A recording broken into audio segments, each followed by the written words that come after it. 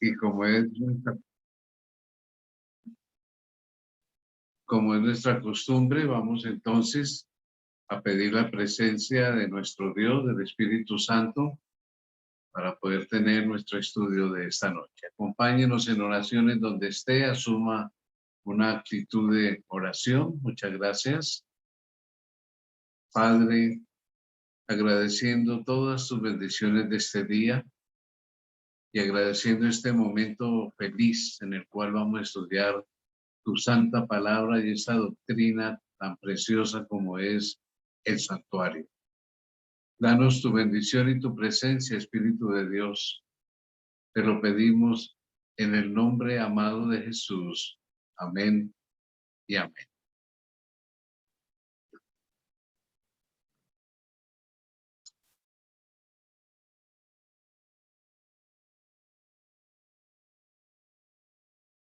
Y bien, mis amados hermanos y amigos, tal como habíamos anunciado hace una semana, nuestro tema de hoy titula justamente la Pascua. La Pascua prácticamente llegó a ser el primer festejo. No lo considero una fiesta exactamente, pero el primer festejo, el primer evento ya como un pueblo independiente y ya no servir como eran en Egipto los israelitas. Así que tiene un gran significado, porque como veremos, para ellos fue trascendental. Vamos entonces como introducción, a ver que hubo 3 fiestas anuales y 7 sábados ceremoniales. Esas 3 fiestas anuales requerían de que todos los varones arriba de 12 años asistieran al santuario y más tarde al templo. Es por eso que la palabra de Dios menciona que Jesús, cuando tiene 12 años, va justamente a Jerusalén para la celebración. Esa era la costumbre. Ahora, en estas 3 fiestas, como vamos a verlo en los temas que vienen en el futuro, van a aparecer 7 sábados ceremoniales. En la Pascua no hay sábado ceremonial. Cuando hablo de sábado ceremonial, se refiere a días, fechas, no de séptimo día de reposo, sino fechas en que caían las fiestas y se guardaban como sábado. Así cayeran el miércoles, el jueves, el viernes, y se guardaban como sábado. Entonces, hubo 3 fiestas principales en todo Israel para rendir culto en el santuario. Por algún tiempo, pues fue en el desierto, ya en la península del Sinaí. Después fue en Silo, cuando ya ocuparon a Palestina, a Canaán. Y más tarde a Jerusalén, que llegó a ser el centro del culto de la nación, y allí se congregaban las tribus para las fiestas solemnes. Y estas 3 fiestas fueron las siguientes. En primer lugar, la fiesta de los panes sin levadura. Esa la vamos a estudiar dentro de una semana. En segundo término, a los 50 días, la fiesta de la siega o Pentecostés. Y en tercer término, la fiesta de las cabañas en el 7º mes. La fiesta de los panes sin levadura era en el primer mes, el mes de Abib, el mes de las espigas. La fiesta de la siega o Pentecostés en el tercer mes, mes de Sivan, porque era 50 días después, que eso es lo que quiere decir Pentecostés. Y la fiesta de las cabañas en el 7º mes, o el mes de Tisri. También tenía el nombre de Etanim, el mes sagrado, el 7º mes. Entonces, estas 3 fiestas fueron las más importantes, no porque no fueran importantes las demás que vamos a estudiar, sino que en esta se requería que todos los hombres debían presentarse delante del Señor en Jerusalén, como anotamos aquí en el siguiente clic. Debían ir a Jerusalén. Entonces, las multitudes se desplazaban por todos los caminos de Palestina para llegar a Jerusalén, iba declamando o recitando salmos, o a veces cuando fue en el santuario, pues en Silo, pues ya cuando estaban en Canaán, pues repetían partes del Pentateuco, se iban repitiendo por el camino. Ya después cuando fue en Jerusalén y ya existieron los salmos, pues lo hacían repitiendo, cantando salmos. Es una gran lección para nosotros de ver cómo estas convocaciones eran netamente espirituales. Pero nuestro tema de hoy es la Pascua.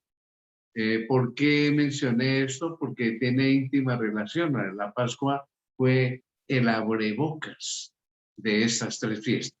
Veamos entonces esa primera Pascua que se realiza en Egipto, no en el desierto, sino en Egipto. ¿Cuál es el contexto?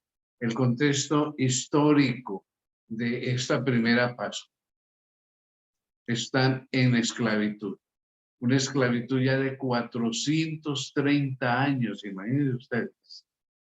Ya habían pasado varias generaciones desde José. El pueblo había olvidado muchos de los principios de la palabra de Dios. Sus mandamientos se conocían desde la creación, porque el libro del Génesis nos dice que Abraham y Jacob conocían los mandamientos y estatutos del Señor. El sábado se conocía desde la creación. Entonces, ellos muchas de las cosas por la esclavitud y por vivir en un pueblo politeísta, totalmente pagano, obvio, habían olvidado muchas cosas y venían de esclavitud, de unas jornadas que no sabemos si eran de 12 horas diarias, de 10, de 8, pero vivían en plena servidumbre, cansados, agotados todo el tiempo, generación tras generación. Otro aspecto en el contexto es que acababan de ver 9 plagas en donde se hirieron a todos los dioses egipcios, porque ellos adoraban el río Nilo, adoraban las moscas, adoraban las vacas, el buey apis, las ranas, todos estos animales que fueron heridos en las plagas eran adorados por los egipcios como dioses. En los jeroglíficos que se han encontrado en estos últimos siglos, los arqueólogos han visto que hasta los gatos eran adorados. Entonces, vienen los israelitas de ver el poder de Dios en esas 9 plagas que han transcurrido. Y ahora viene una última plaga, que es el siguiente paso en este contexto, y es la plaga que va a tocar los primogénitos. Primogénito quiere decir el primer hijo. Y no solo va a tocar el primer hijo de los seres humanos egipcios, sino de los animales, de los ganados, los primogénitos de los animales. Dios advirtió que esa noche pasaría su ángel ejecutando. ¿Por qué? Por la dureza del corazón de Faraón. Y ahora muchas personas piensan que es que Dios lo obligó a endurecer el corazón por lo que dice que Dios endureció el corazón de Faraón. No, es una expresión antropomorfa, o sea que se le da formas a Dios humanas, una manera de decirlo, pero no, es que Dios ya sabía que eso iba a suceder con Faraón. Entonces Dios permite que se endurezca su corazón, pero no es que Dios lo obliga y que se le endurezca el corazón. Entonces Dios le da una lección tremenda a él, a los egipcios y al pueblo de Israel de su poder como supremo Dios. Y ahora va a tocar a cada familia de Egipto y advierte a sus hijos, los israelitas, que deben prevenirse para que sus primogénitos no sean muertos. Y ese sería el cuarto elemento del contexto que envuelve a la Pascua. La señal de su inminente liberación de la esclavitud, el sacrificio de un cordero. Debían tomar esa tarde, cuando se ha iniciado la liberación, un cordero sin defecto y sacrificarlo, recoger la sangre de ese cordero y con ella juntar el dintel, las puertas de sus casas para que esa noche sus primogénitos se liberaran o se libraran de la muerte, porque todos iban a morir, pero el único que está advertido de esto y de cómo hacer para poder evitar la muerte de sus primogénitos eran los israelitas. Un símbolo de cómo la sangre de Jesús iba a librar de la muerte eterna a todos los seres humanos que aceptaran su sacrificio, lo aceptaran como su salvador personal. Esto ocurre entonces en lo que Dios llama, y este sería el quinto elemento, el primer mes, el mes de Abib, que quiere decir el mes de las espigas, porque en ese mes comenzaba la cosecha de los granos, del trigo y la cebada. Entonces nos dice el libro de Éxodo en su capítulo 13 y versículos 3 y 4, y Moisés dijo al pueblo, tened memoria de este día en el cual habéis salido de Egipto, de la casa de servidumbre, pues Jehová os ha sacado de aquí con mano fuerte. Por tanto, no comeréis leudado, o sea, pan con levadura. Vosotros salís hoy en el mes de Abib. Ese calendario no existía como tratamos hace una semana que hablamos del calendario judío. Comienza a formarse ese calendario por orden de Dios. Dice, ese mes se llamará Abib, el mes de las espigas. Después tomó el nombre de Nisán, después del cautiverio babilónico, le dieron ese nombre también de Nisán. Entonces, con esa salida comienza un calendario y comienza una nueva etapa. Ya este pueblo no va a ser más esclavo, sino un pueblo independiente. Entonces, Éxodo en su capítulo 12, versículos 1 al 6, complementa y dice, habló Jehová a Moisés y a Aarón en la tierra de Egipto, diciendo, este mes os será principio de los meses, el calendario que estudiamos en el tema anterior. Para vosotros será este el primero de los meses del año. Hablad a toda la congregación de Israel, diciendo, en el 10 de este mes, tómese cada uno un cordero según las familias de los padres, un cordero por familia. Y sigue diciendo, mas si la familia fuere tan pequeña que no baste para comer el cordero, entonces él y su vecino inmediato a su casa tomarán uno según el número de las personas, o sea, se unirían varias familias. Conforme al comer de cada hombre, haréis la cuenta sobre el cordero. El animal será sin defecto y macho de un año. Lo tomaréis de las ovejas o de las cabras. O sea que no daba esa opción, no necesariamente un cordero, podía ser un cabrito de un año y sin defecto. Dios consideraba, ¿no? No todo el mundo iba a tener un cordero de un año, entonces da la posibilidad de un cabrito, pero todos son símbolo de Cristo, del Mesías. Lo tomaréis entonces de las ovejas o de las cabras y lo guardaréis hasta el día 14. Entonces nótese, el día 10 lo elegían, pero el día 14 de ese mes lo iban a inmolar toda la congregación del pueblo de Israel entre las 2 tardes. ¿Cuáles 2 tardes? Una linda pregunta, ¿no?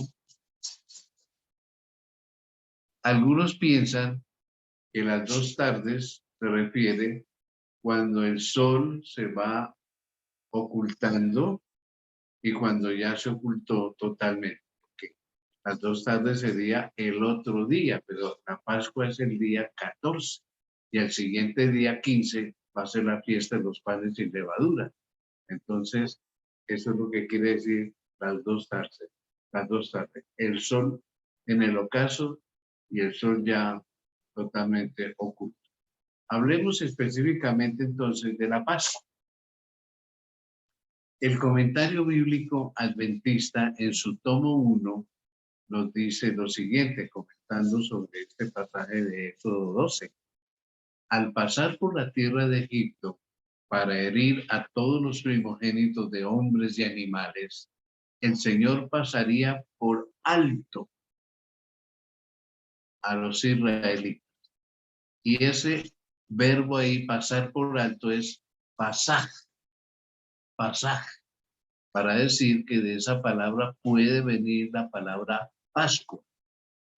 Esta palabra fue transliterada al griego como Pascha. Note, en hebreo, pasaj, pasar por alto a los primogénitos israelitas. Y entonces en griego se tradujo como Pascha, de donde viene nuestra palabra Pascua. Entonces, este es el origen etimológico de la palabra Pascua. Pasar por alto, librarlos a los primogénitos israelitas. Ahora bien, dice el relato de Éxodo 12, 7 al 10, textualmente lo siguiente. Y tomarán de la sangre y la pondrán en los dos postes y en el dintel de las casas en que lo han de comer la Pascua, el cordero. Y aquella noche comerán la carne asada al fuego, nótese, no cocido, asado, y panes sin levadura, con hierbas amargas lo comerán. Entonces, hay tres elementos en la comida: el cordero cabrito asado, los panes sin levadura y una ensalada de hierbas amargas. Ya hablaremos de esto más adelante. Ninguna cosa comeréis de él cruda, ni cocida en agua, sino asada al fuego. Su cabeza con sus pies y sus entrañas. Ninguna cosa dejaréis de él hasta la mañana. Y lo que quedare hasta la mañana, lo quemaréis en el fuego. Esas fueron las indicaciones que Dios les dio. Sigamos leyendo porque siguen más indicaciones. Y lo comeréis así. Ceñidos vuestros lomos, o sea, vestidos, vuestro calzado en vuestros pies y vuestro bordón en vuestra mano. Y lo comeréis apresuradamente, rapidito. Es la Pascua de Jehová. Pues yo pasaré aquella noche por la tierra de Egipto y heriré a todo primogénito en la tierra de Egipto, así de los hombres como de las bestias, y ejecutaré mis juicios en todos los dioses de Egipto. Yo, Jehová. Nótese que el pueblo tenía que estar listo para el viaje. Impresionante esa primera Pascua. Realmente impresionante. Seguimos leyendo ahora de los versículos 11 al 14 del mismo capítulo, Éxodo 12. Y la sangre os será por señal en las casas en donde vosotros estéis. Y veré la sangre y pasaré de vosotros. Por eso Pascua quiere decir pasar por alto. Y no habrá en vosotros plaga de mortandad cuando hiera la tierra de Egipto.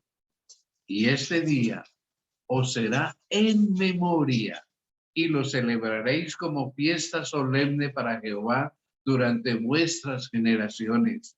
Por estatuto perpetuo lo celebraréis. Nótese cómo Dios fue específico con todos los detalles de esta celebración de la Pascua. El pueblo fue completamente orientado. Ahora, muy lindo saber esto, recordarlo, pero tenemos que ver el aspecto simbólico de la Pascua. ¿Qué significaba todo esto que Dios indicó que su pueblo realizara? Vamos a ver entonces ese aspecto simbólico de la Pascua. La Pascua había de ser tanto conmemorativa como simbólica, obvio. Todo esto tenía que tener algún símbolo, representar algo. No solo recordaría la liberación de Israel, sino que también señalaría la liberación más grande que Cristo habría de realizar por la libertad a su pueblo de la servidumbre del pecado. Y ahí estamos incluidos nosotros. Ellos de la esclavitud literal de servidumbre y nosotros de la esclavitud del pecado y toda la humanidad, cómo sería libertada del pecado, que es una esclavitud, una carga terrible. Aumentemos ahora viendo los símbolos por detalle. Veamos el cordero o cabrito en su simbolismo, que sería la primera cosa a analizar como símbolo. El cordero que se sacrificó el 14 de abril a la hora 9, ¿qué creen ustedes que es esa hora? Las horas comenzaban a contarse desde las 6 de la mañana.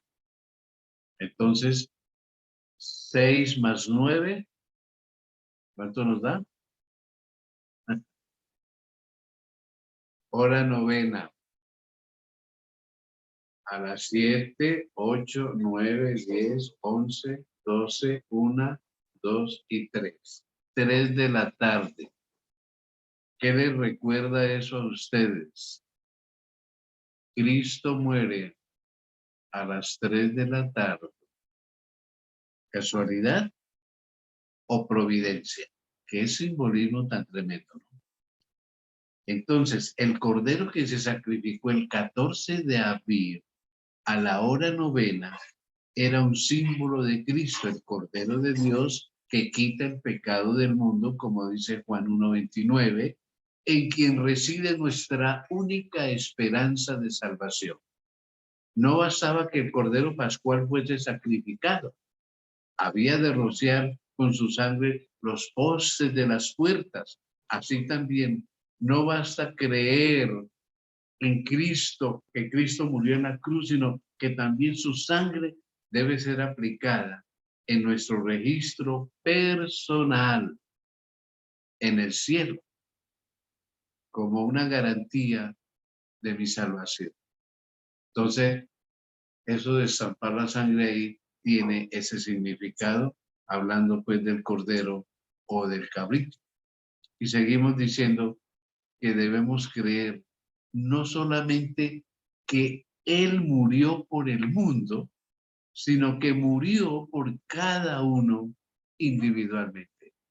Y esto es lo lindo del plan de salvación. Mis queridos hermanos y amigos, en ninguna parte de la Escritura dice que Dios va a salvar un pueblo. Ya no, antes Israel fue escogido, pero más que como para ser salvos como misioneros. Y hoy ninguna parte dice la Biblia que Dios salvará a los católicos o a los bautistas o a los pentecostales o a los adventistas. No, la salvación es individual, sigue siendo individual. Entonces, como creyentes individuales, debemos apropiarnos de la virtud del sacrificio expiatorio de Cristo y pedir que Cristo presente su sangre por cada uno de nosotros. Qué lindo es Dios, ¿no? Sí, Dios no salva denominaciones, salva individuos. Qué oportunidad para ustedes y para mí. Dios no me va a pedir cuentas porque no pertenecía a una denominación X, no. Por mi relación personal con Cristo Jesús y el Espíritu Santo. Bueno, esto hablando del cordero o cabrito que se sacrificó en esa oportunidad. Ahora veamos lo del hisopo. ¿Qué era el hisopo? El hisopo era una especie como de brocha gorda hecha con ramas para untar la sangre ahí y pintar entonces los postes, los orillos de la puerta de la casa en donde se iba a celebrar la Pascua. Para rociar la sangre era un símbolo de la purificación. Se ve su significado en la oración del salmista allá en el Salmo 51, verso 7, cuando él dice, purifícame con hisopo y seré limpio. Lávame y seré emblanquecido más que la nieve. Entonces, ese hisopo, esa brocha gorda con que se unta la sangre, simboliza la purificación que resulta de aceptar a Jesús como mi Salvador y resultado de su muerte en la cruz por mí. Ahora, hablemos un poco del Cordero en sí, porque nótese que había varios detalles en cuanto a cocinar o asar el cordero y cómo comerlo, etc. Había de prepararse entero, no sería sacar nada, y sin quebrar ninguno de sus huesos. De igual manera, ni un solo hueso debía quebrarse del Cordero de Dios en la cruz, que iba a morir por nosotros. En esa forma también se representaba la plenitud del sacrificio de Cristo ahí en la Pascua. Y nótese que los evangelios dicen que como ya era el atardecer y venía, era el día de preparación y ya venía el día de reposo, había que bajar los cuerpos, no podían permanecer ahí en el sábado. Entonces a los ladrones les quebraron las piernas, eso cogían un mazo y les quebraban hasta matarlos. Pero con Jesús fueron a hacer eso y vieron que ya estaba muerto, entonces a él no le quebraron las piernas, porque ya estaba dicho que el cordero no se le quebraba un solo hueso, y así se cumplió con Jesús. ¿Qué manera dio de demostrar todo este plan de salvación y todo este cuadro de la muerte de Cristo Jesús a través de la Pascua? Otro aspecto que analizamos aquí de la Pascua es que la carne debía comerse asada. Después de haber aplicado la sangre expiatoria, los israelitas comieron la carne asada. Eso significa que después que hemos aceptado a Cristo como nuestro Salvador personal, debemos creer que somos completos en Él, que Dios nos acepta en el amado, en Cristo Jesús. Y como resultado de haberle aceptado, debemos andar en el camino de la santificación. Para ello, debemos pedir diariamente el bautismo del Espíritu Santo, para que tengamos fuerza para obedecer la ley de Dios. Solo así estaremos comiendo la carne de Cristo y bebiendo su sangre.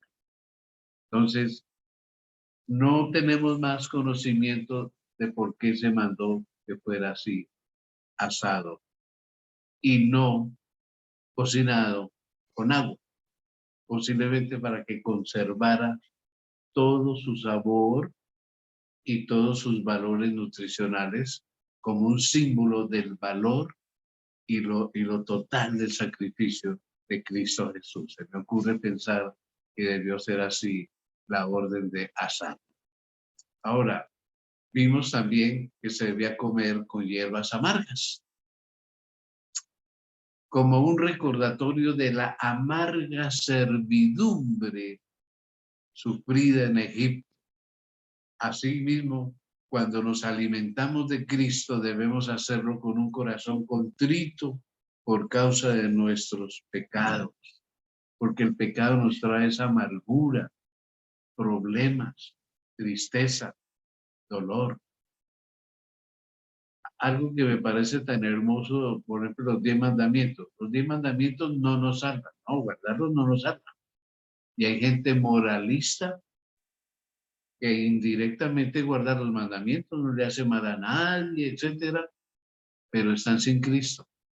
Y entonces lo que me parece tan lindo de los mandamientos es justamente que cuando uno lo quebranta algún mandamiento, se metió en problemas.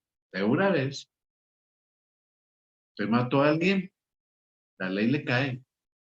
Cometió adulterio, aténgase a las consecuencias. Robó, en igual manera. Todo quebrantamiento de la ley trae amargura, tristeza y problemas. Así es. Por algo Dios los escribió en tablas de piedra para que perduraran hasta el día de hoy. Repito, la ley, guardarla, no nos salva. No, a mí me salva es el Cordero de Dios que murió en la cruz, aseguró mi salvación y yo la acepto, entonces me va a cubrir la salvación. Los mandamientos no, pero justamente quebrantar un mandamiento es pecado. Y si yo peco, merezco la muerte eterna y no la vida eterna. Entonces, ahí está el significado. Otro elemento que hizo parte de la Pascua fue los panes sin levadura. Y ya van 6 detalles ahí en esa Pascua. ¿Por qué panes sin levadura? Porque la levadura en la Biblia explica que es símbolo del pecado, que es símbolo de hipocresía, de maldad. Era un símbolo de la vida sin pecado de Cristo y fue ordenado expresamente por Dios. Comeréis sin levadura. Así que durante la fiesta de los panes sin levadura debía desaparecer de los hogares de los israelitas la levadura. Eso lo vamos a estudiar dentro de una semana bien detallada, la fiesta de los panes sin levadura. Dice el libro de Éxodo en su capítulo 12 y el verso 15 al respecto de los panes sin levadura: 7 días comeréis panes sin levadura. Y así el primer día haréis que no haya levadura en vuestras casas, porque cualquiera que comiere leudado desde el primer día hasta el séptimo será cortado de Israel. Porque es símbolo de pecado la levadura. Es por eso. Entonces, representa la vida sin pecado de Cristo Jesús. Leamos entonces lo que dice 1 Corintios 5 en sus versículos 7 y 8. Asimismo, debían apartar de sí la levadura del pecado todos los que reciben la vida y el alimento de Cristo, porque nuestra Pascua, que es Cristo, ahora para nosotros, ya fue sacrificada por nosotros. Así que celebremos la fiesta no con la vieja levadura, ni con la levadura de malicia y de maldad. Noten, aquí la levadura es símbolo de malicia y maldad, de pecado, sino con panes sin levadura, de sinceridad y de verdad. Entonces, ahí está el gran contraste. Malicia, hipocresía, falta de sinceridad, y de maldad, falta de verdad. Entonces, por eso Dios ordenó que esos panes debían comerse sin levadura, como debe ser el pan de la cena del Señor, de lo cual hablaremos y nos corresponde ese acto hoy por hoy. ¿Qué dijo Jesús respecto al pan? Qué lindo, ¿no? Juan 6, 48 al 51. Yo soy el pan de vida eterna. Vuestros padres comieron el maná en el desierto y murieron, porque ese pan no les da vida eterna. Sea él mismo, es el pan que desciende del cielo para que el que de él come no muera, hablando espiritualmente. Yo soy el pan vivo, vivo, vivo, que descendió del cielo. Y si alguno comiere de este pan, vivirá para siempre. Y el pan que yo daré es mi carne, la cual yo daré por la vida del mundo. Su sacrificio en la cruz, que representa la vida eterna. Y si usted y yo lo comemos, lo asimilamos, lo recibimos espiritualmente, recibiremos vida eterna y no muerte eterna. Qué lindo, yo soy el pan vivo que descendió del cielo. Dios, en el siguiente comentario que hemos anotado, Dios había establecido una fecha y un mes fijo para la celebración de la Pascua. Esa fecha y mes era inamovible y esa fecha fue el 14 del mes de abril. La fecha 14 de abril caía en cualquier día de la semana. Por lo tanto, no tenía importancia el día de la semana, sino la fecha y el mes. Podía caer el lunes, martes, miércoles, en cualquier día, porque es por fecha.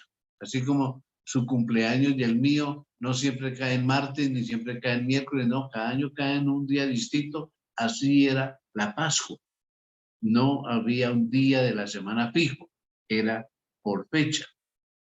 Y así como el Cordero Pascual era sacrificado en una fecha y mes específico, y como el Cordero Pascual era un símbolo de Cristo, así también Cristo debía morir en una fecha y un mes específico. Y esto no es casualidad, es providencial. Dios lo planeó así, el 14 de abril. Y Jesús muere en una Pascua, justamente. Hombre, esto es increíble, cómo Dios planea todo meticulosamente, hasta la muerte de Jesús, el día y la hora novena. Qué increíble, ¿no?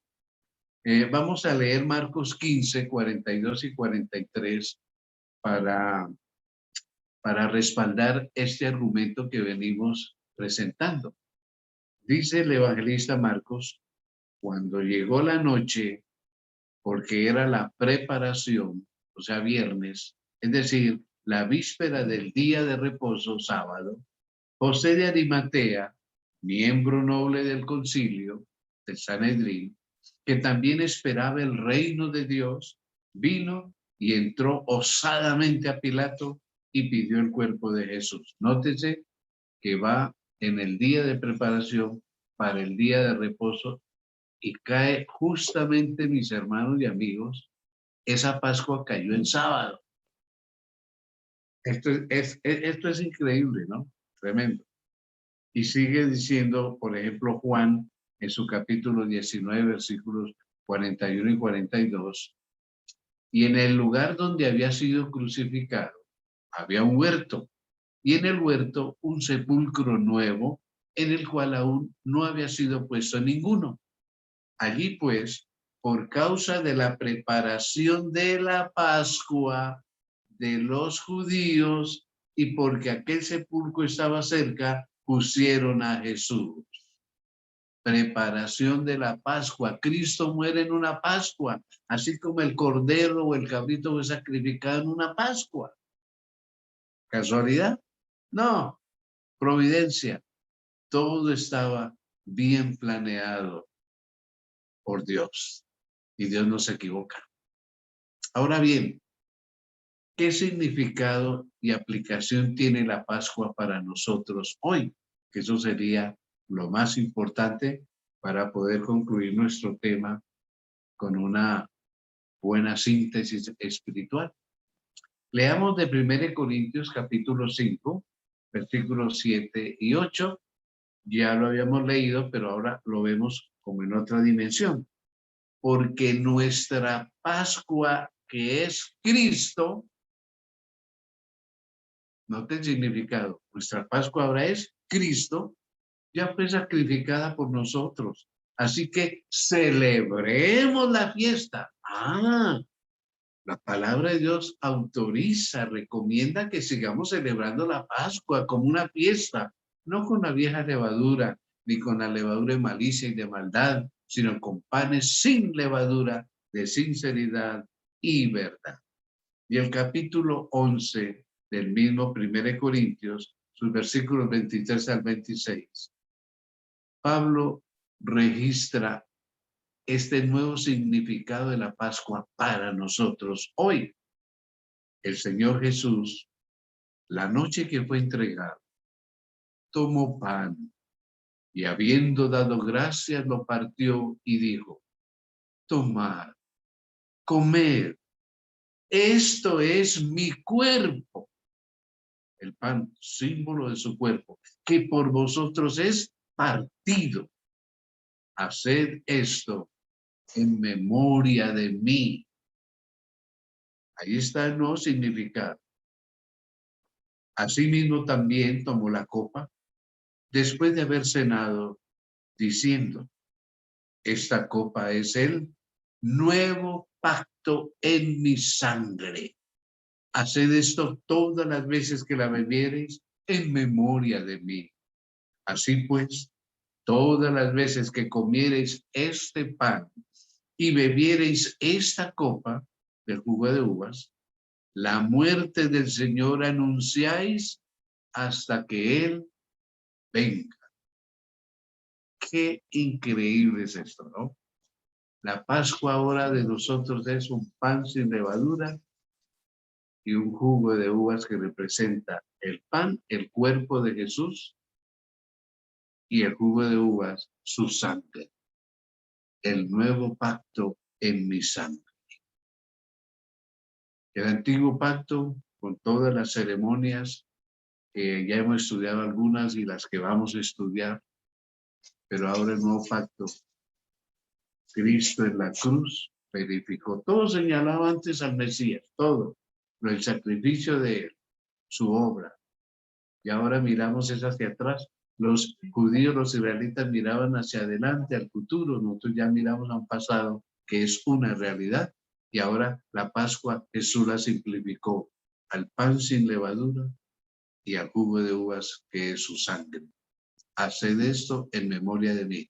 Y tiene una relevancia tan linda que dice, la muerte del Señor anunciáis hasta que Él venga.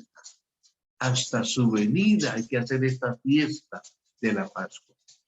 Encontré o busqué un párrafo en Deseo a todas las gentes en su página 609 que dice lo siguiente. Él, el Cordero Inmaculado de Dios, estaba por presentarse como prenda por el pecado. Y así acabaría con el sistema de figuras y ceremonias que durante 4000 años había anunciado su muerte. Está ahí con los discípulos esa noche. Note, hasta ahí eran las ceremonias. Mientras comía la Pascua con sus discípulos, instituyó en su lugar el rito que había de conmemorar su gran sacrificio.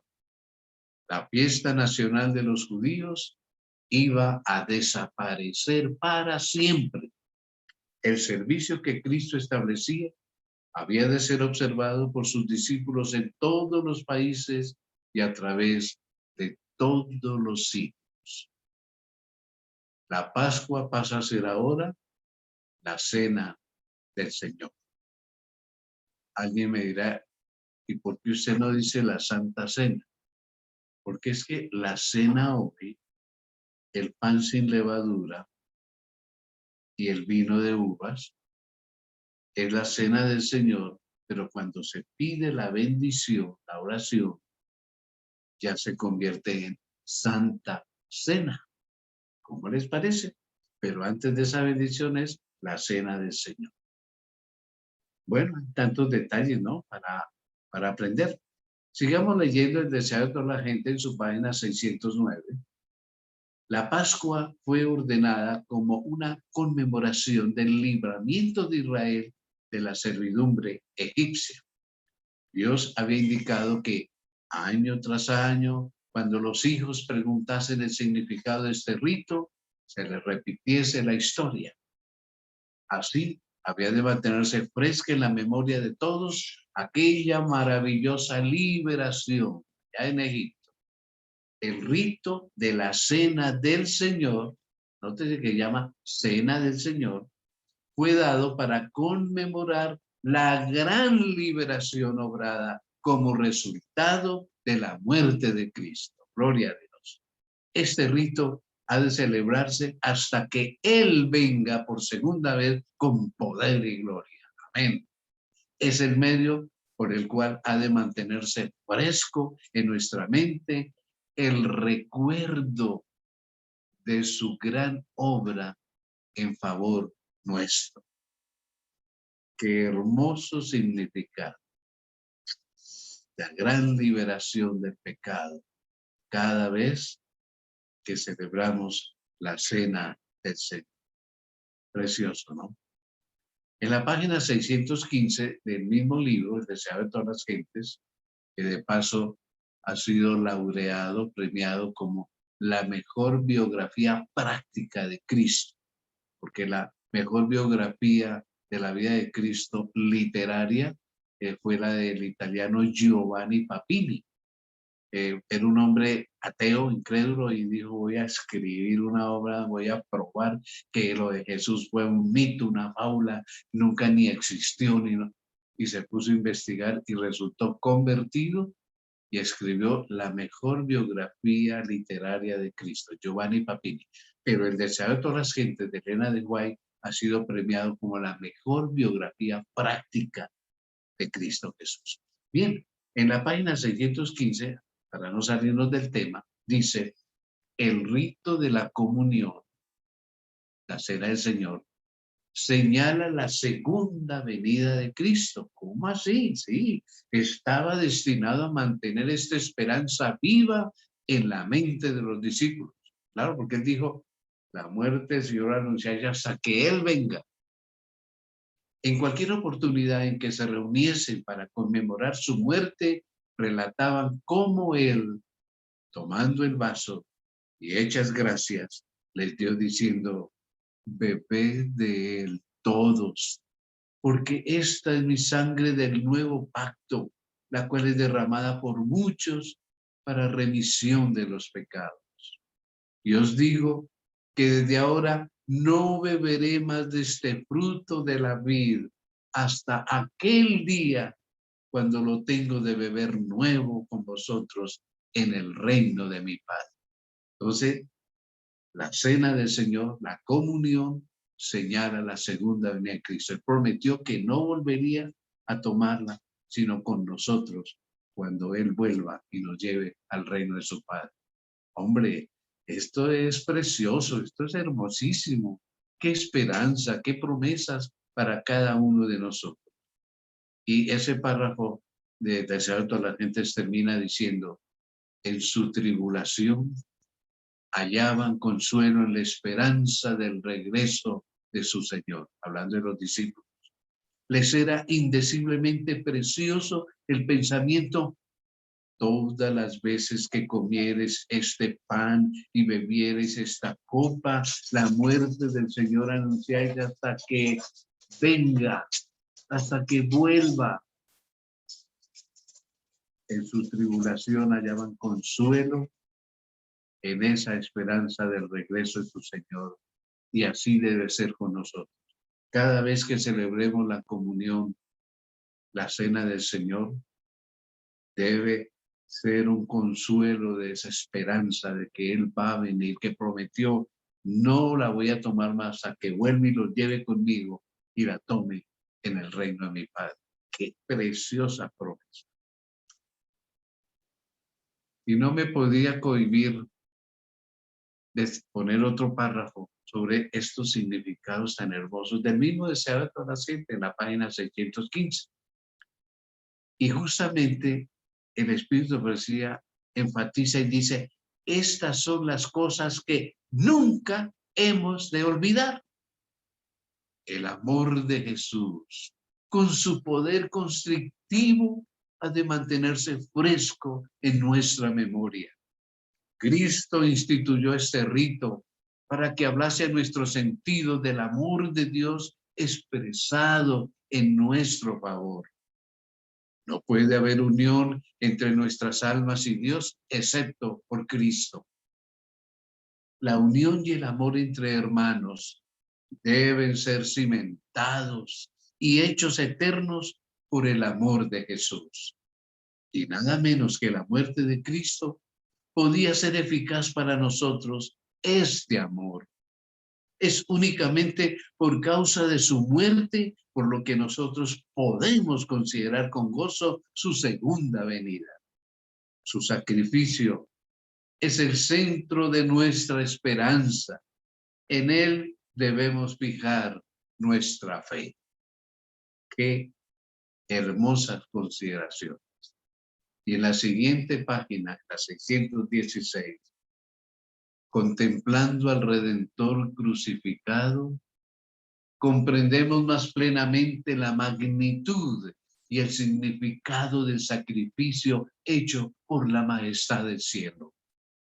El plan de salvación queda glorificado delante de nosotros y el pensamiento del Calvario despierta emociones vivas y sagradas en nuestro corazón. Habrá alabanza a Dios y al Cordero en nuestro corazón y en nuestros labios, porque el orgullo y la adoración del yo no pueden florecer en el alma que mantiene frescas en su memoria las escenas del Calvario. Que esto sea una realidad en cada uno de nosotros. Y la Pascua, la cena del Señor, la comunión, siempre nos recordará eso. El gran amor de Jesús por nosotros y su anhelo de llevarnos con Él para poder tener esa cena increíble con todos los redimidos de todas las edades. Por último, como acostumbramos en estos temas, hacemos simulación de que Cristo está esta noche con nosotros y nos dice lo siguiente, y esta vez lo he sacado del mismo Desear a todas las gentes, página 614, porque lo dice como si Jesús estuviera aquí esta noche con nosotros. Y lo está. Recordad que yo morí por vosotros. Cuando seáis oprimidos, perseguidos y afligidos por mi causa y la del Evangelio, recordad mi amor, el cual fue tan grande que di mi vida por vosotros. Cuando vuestros deberes parezcan austeros y severos y vuestras cargas demasiado pesadas, recordad que por vuestra causa soporté la cruz, menospreciando la vergüenza. Cuando vuestro corazón se atemoriza ante la penosa prueba, recordad que vuestro Redentor vive para interceder por vosotros. Al terminar este tema de la Pascua, siento que Cristo Jesús me es más precioso, más grande, más amoroso. ¡Qué amores de Jesús! Espero que ustedes consideren lo mismo. Cristo es nuestra Pascua. Cristo es nuestro Salvador. Bien, como es nuestra costumbre, abrimos la posibilidad de que ustedes formulen preguntas, inquietudes o algún aporte respecto al tema que hemos considerado en esta ocasión, como es la Pascua. No sé si alguien escribió algo en el chat.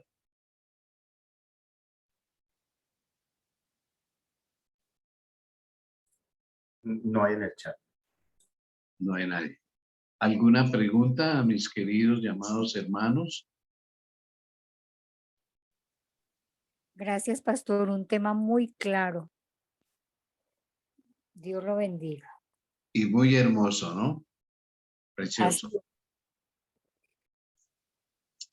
Bueno, si no hay preguntas, ¿alguien quiere hacer algún aporte?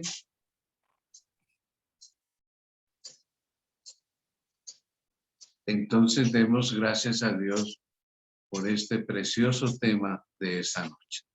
Oremos. Nuestro Padre que estás en los cielos, la verdad es que cada vez que consideramos tu amor y el amor de Jesús, se tocan las fibras más íntimas de nuestro ser. Gracias por Cristo Jesús. Gracias por ese Cordero de Dios. Gracias por ser nuestra Pascua, por pasar por alto nuestros pecados y abrir el camino de la redención. Queremos decirte, Jesús, que te aceptamos de corazón como nuestro único Salvador y que te amamos con todas nuestras fuerzas. Recibe nuestra oración en tu nombre poderoso. Amén y amén. Una feliz noche para todos mis queridos hermanos. Nuestro próximo tema será la fiesta de los panes sin levadura. Lindo tema también. No lo pierdan.